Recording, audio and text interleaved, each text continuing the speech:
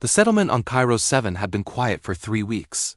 Too quiet, Alara thought as she sat by the dying embers of her campfire, nursing a cup of synthetic coffee that tasted like recycled Starship filters. The colony's perimeter sensors had detected nothing, no movement, no heat signatures, no signs of the apex predators that supposedly ruled this planet's northern forests. Until tonight. Alara heard the rustling first. A soft, deliberate sound that didn't match the wind patterns she'd memorized over her 6 months stationed here. Her hand moved instinctively toward the plasma pistol on her belt, but she didn't draw it. Not yet. The colony's xenobiologist had warned her. Aggression triggers aggression on Cairo 7. The fauna here operates on a different logic than Earth predators. 2 pairs of luminescent eyes emerged from the darkness beyond her tent.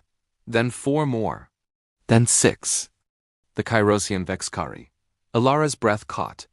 Adult Vexcari stood nearly 3 meters tall, with obsidian black fur that absorbed light, retractable claws that could shred durasteel, and a pack mentality that had wiped out 2 research outposts before humanity learned to give them wide berth.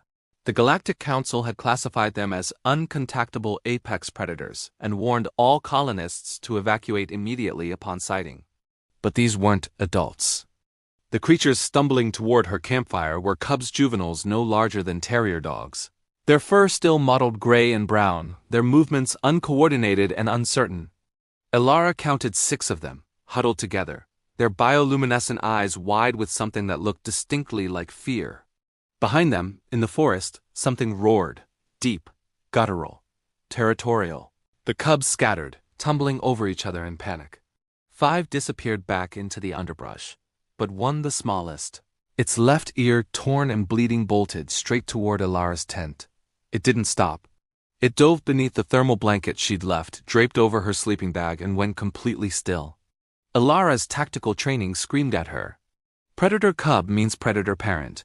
Proximity to cubs means territorial aggression. Extraction protocol: evacuate immediately. But her hand didn't reach for the emergency beacon. Instead, she watched as another cub, this one slightly larger, with distinctive white markings around its muzzle, crept back toward her camp. It sniffed the air, testing. Then a 2 dove under the blanket, then a 3rd, a 4th. Within minutes, all 6 cubs had burrowed beneath her thermal blanket, their small forms creating a moving landscape of lumps and trembling fabric. The roaring in the forest grew closer. Alara could hear branches snapping, the heavy footfalls of something massive moving through the undergrowth. Adult Vexcari. Multiple adults, judging by the variance in pitch. This was it. This was how Earth lost another colonist. But Alara didn't run. She'd spent 20 years in the Terran Colonial Marines before taking this quiet research position. She'd faced down pirate raids on the Titan Belt, survived atmospheric breaches on Europa Station, talked her way out of a Kralith war tribunal. She'd learned something that most species in the galaxy never understood. Sometimes the most dangerous thing you could do was show fear. So instead, Alara did something that would have horrified the xenobiologists back at command. She smiled.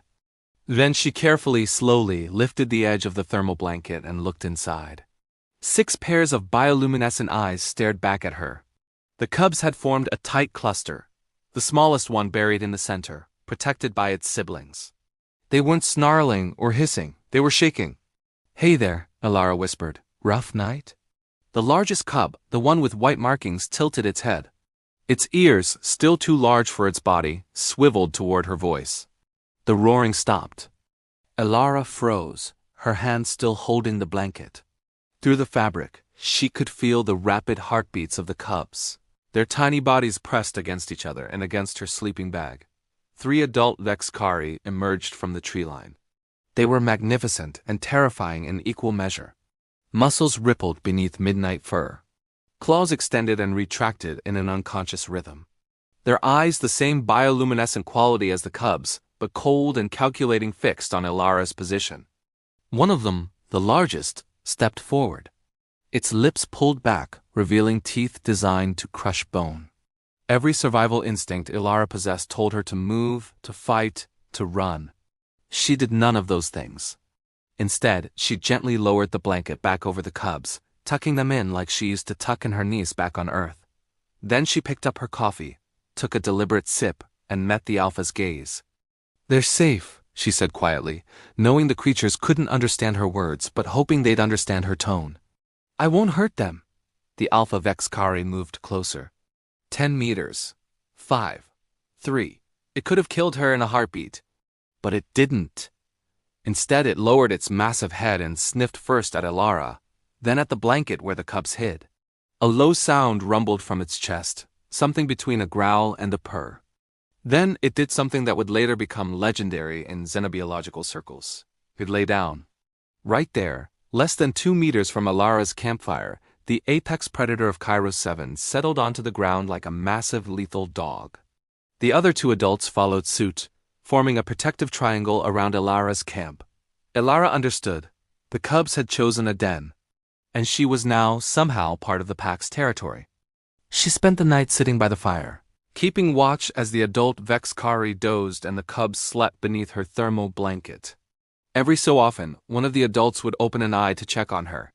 She'd nod, and it would close its eye again. By dawn, the cubs began to stir. One by one, they emerged from the blanket fur, rumpled, eyes blinking in the morning light. The smallest one, the one with the torn ear, stumbled over to Elara and pressed its head against her leg. She reached down slowly and scratched behind its ear. The cub purred. The alpha watched this interaction with inscrutable eyes. Then it stood, shook itself, and called to the cubs with a series of low clicks and growls. The cubs responded immediately, scrambling to line up beside the adults. Before they left, the alpha turned back to look at Elara one final time. And if Elara didn't know better, she would have sworn the creature nodded. 3 months later, when the Galactic Council demanded an explanation for why Kairos 7 colonists were reporting peaceful coexistence with the Vexcari, Elara submitted a one-sentence report. We gave them a reason not to hunt us. We protected their young. The xenobiologists called it impossible. The military strategists called it luck. The other species in the galaxy called it typically human irrational, emotional, and somehow effective. Elara called it Tuesday, because that's what humans did. They found the impossible, smiled at it, and made it family. And on Kairos 7, in the northern forests, where apex predators once ruled unchallenged, human children now played under the watchful eyes of Vexcari guardians.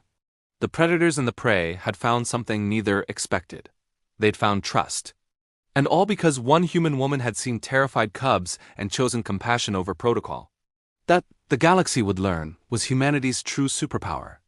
Not their weapons, not their technology. Their capacity to turn enemies into allies with nothing more than a blanket and a smile.